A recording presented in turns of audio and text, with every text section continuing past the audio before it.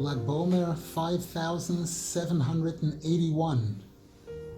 The year in 2021 is approaching in a couple of days, and people all over Eretz Yisrael are getting ready.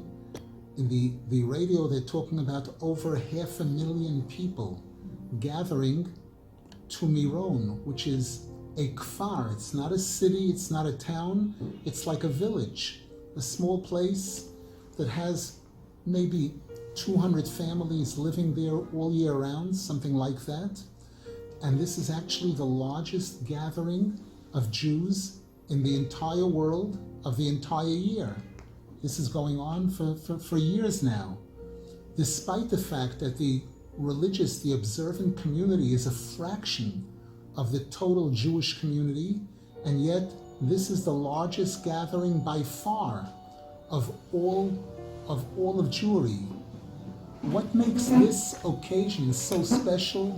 What makes this tzaddik so unique to be able to attract so many people and such a diverse group of people of every single type? Every single type of Jew is represented there in Meron. You have Ashkenazim, Sfardim, religious, secular. You have people that are bringing lambs to slaughter there, to shecht, to have barbecues and things. You have people crying bitter tears, people that need all kinds of major salvations, people that have desperate health situations, people that are desperately looking to get married, looking to have children, all kinds of extremely difficult circumstances that people have that they're coming there to pray for. And you have dancing, celebration like in no other place. There are people that said that if you go inside the actual building, you feel Yom Kippur. If you go right outside, you experience Simchas Torah, the dancing, the circles. What's going on here? There's enough to say that would take years to explain, but we're going to try within 15 minutes or so to give a little bit of eye-opening information as to what's so unique and so special about this tzaddik and about BaOmer and about Meron, this celebration.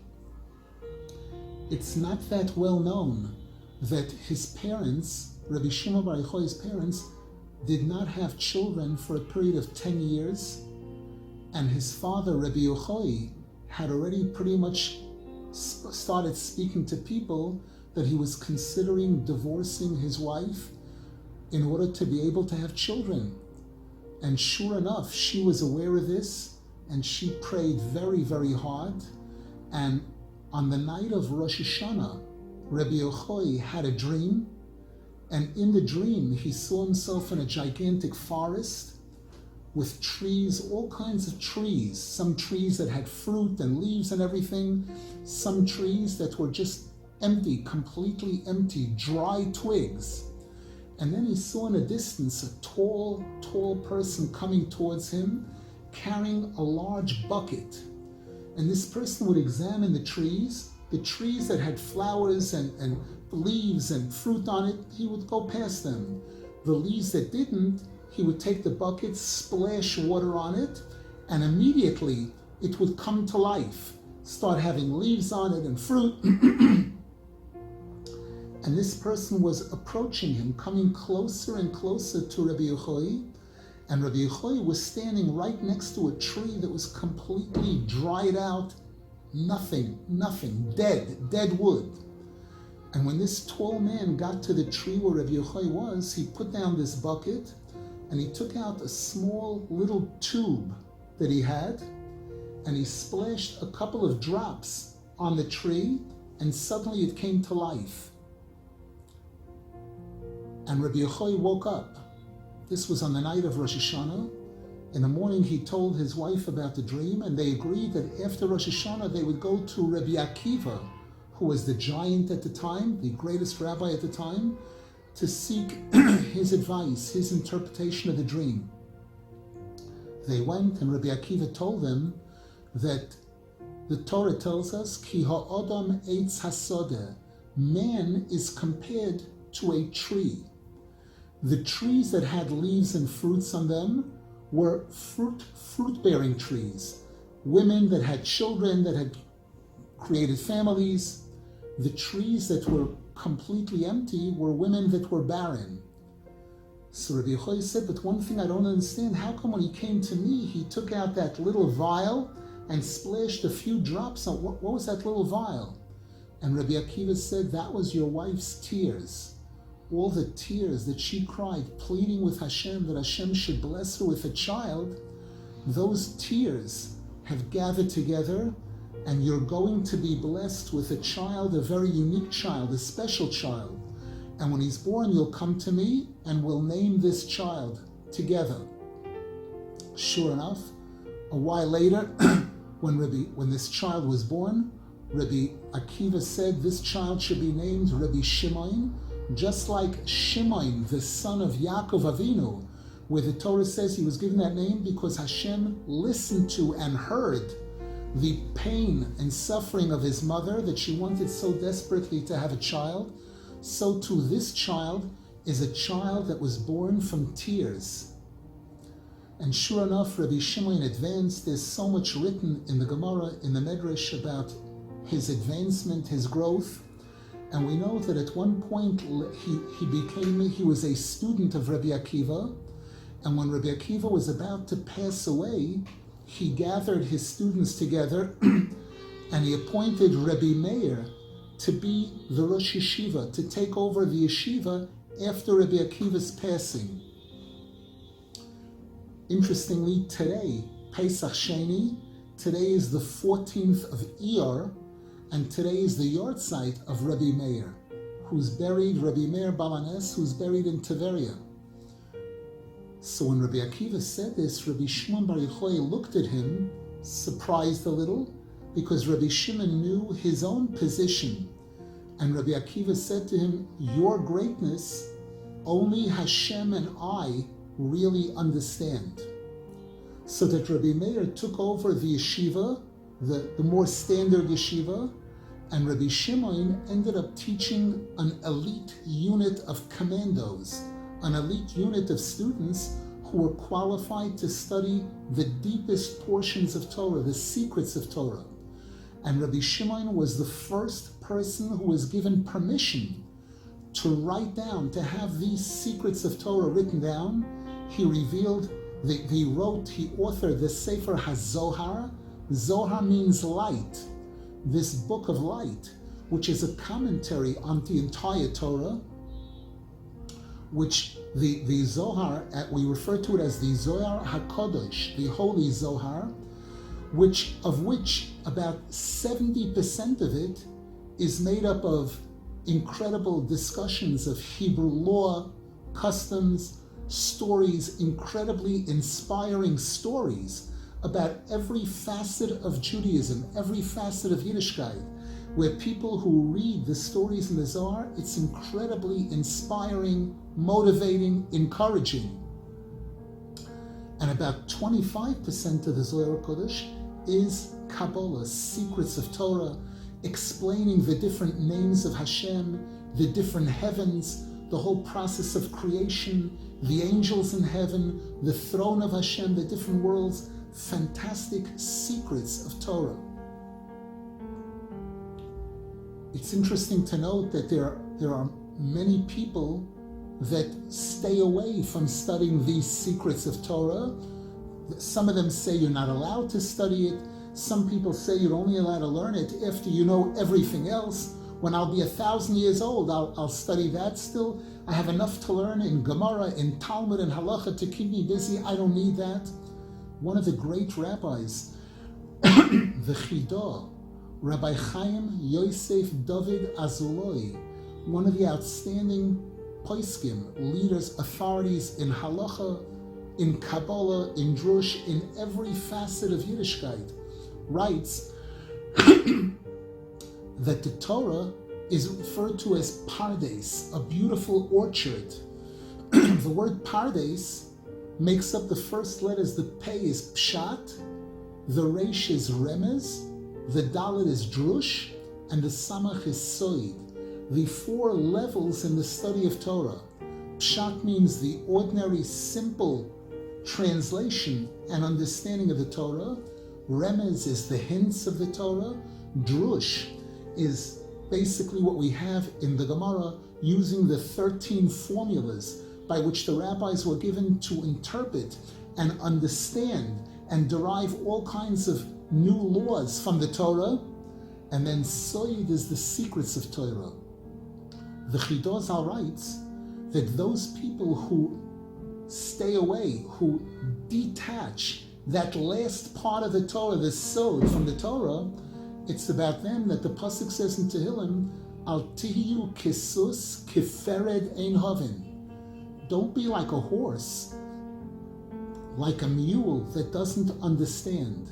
Meaning that a person who leaves out that branch of Judaism, that branch of Torah, is limiting themselves in an extreme way from having a true, clear understanding of all the laws of the Torah and the stories in the Torah, of the real true meaning behind it, the spirituality behind it, how this connects me to Hashem, how this makes me a much better person in every way, spiritually, in every way possible. And Rabbi Shimon was the first who was granted permission to document, to write, to author the Zohar Kodesh, then based on a whole story in the Gemara, where he made a statement about the Roman government that got back to them, and because of that they decided to kill him, and Rabbi Shimon had to run away and hide out where nobody would know where he was. Him and his son went into hiding for 13 years. They lived in a cave, and they existed on a spring of water that sprouted up where they were, and carob, buktzer, it's called in Yiddish, carob. This is what they lived on, these two things, for 13 years. They were completely removed from the materialistic world, in a state of hisbodedus, complete devotion to Hashem, spending day and night only in Torah and in prayer. And Rabbi Shimon came out of that cave, him and his son, on a completely different level than even the other rabbis of his generation, where the rabbis recognized this and saw that Rabbi Shimon was way, way above and apart from the other rabbis during his time. And the secrets of Torah that he revealed to his students, which were during that period, during the 13 years in the cave and afterwards, was when the Tikkunei Zohar was written, which is the deepest book on Torah in existence. It's 70 chapters that explain and show how everything in the Torah is included in the first word in the Torah, in the word Bereshis, and in the first line in the Torah. The Tikkunei Zohar is a book of 70 chapters, several hundred pages, where every line in the Tikkunei Zohar is like 100 pages or 1,000 pages of another book. One of the rabbis writes that a person studying 30 minutes of this type of knowledge, it's like a month, the equivalent of a month of other Torah knowledge. So this is on one level, that Rabbi Shimon was the one who taught the highest level students, the elite. He was able to show them that they were first starting out in their understanding of Hashem. And at the same time, the Gemara tells us stories of Rabbi Shimon's incredible effect, where the Gemara tells a story, it's too long to go into the detail, but where he brought about a debate between two leading rabbis, which one of the rabbis, who was the chief rabbi at the time, had instituted a law that before anybody was admitted into the yeshiva, into the school, they had to be checked out very carefully, and they had to meet a certain standard before they were allowed to come and study Torah. And this ended up blocking hundreds or thousands of people from coming to study Torah. The Gemara tells a story whereby Rabbi Shimon staged a whole debate between these two rabbis, which resulted in the chief rabbi being demoted, being impeached. removed from his position temporarily, and a new rabbi being installed, the doors of the yeshiva being opened, and hundreds or possibly thousands of new students coming to learn, coming to study Torah. And the Gemara says that on the day that this took place, there was such incredible clarity, new clarity of Torah, that there wasn't a single question that the rabbis had at that time that wasn't clarified. They wrote the section of Talmud called Edios, where each rabbi quoted his rabbi. They resolved all kinds of questions that had been unanswered till then. So we see that this tzaddik Rabbi Shimon is for the greatest, the most knowledgeable, the most learned people. He was able to teach them. When they came to learn from him, it was like they were in kindergarten, like they were first starting out. And he was able to take them to whole new levels. And at the same time, he was able to reach out to people who hadn't come to the yeshiva, who hadn't been allowed to start becoming educated, and to be able to open the doors for them to be able to come and join. And this is why, if you look around today in Meron on BaOmer, you'll see again close to 1 million. We're hoping this year that it'll get closer to 1 million than 500,000 people of all types, all levels, men, women, children, all gathering to this tzaddik, who the Gemara refers to him as Melumad Benisim. That when the Jews, when there was a crisis, when the Romans issued a decree against the Jewish nation at the time, when the rabbis had to choose someone who would go to the Roman emperor to try to have this decree eliminated, all rabbis agreed it's Rabbi Shimon. He is Melumad Benisim. He is most experienced in bringing about miracles, being able to effect miracles. And Rabbi Shimon went, the Gemara tells, he went and he succeeded in having the decree revoked immediately. And there are many stories throughout the Gemara, the Medrash, the Zohar Kodesh, showing the incredible power that this tzaddik had. And this is why people come. We know that on the day of a tzaddik's yortzeit, his soul experiences an elevation. While a person is living in this world, when there's a birthday, when they celebrate a birthday is a beginning of a new year, a new elevation, where the mazel, the grace of the person shines brightly on their birthday.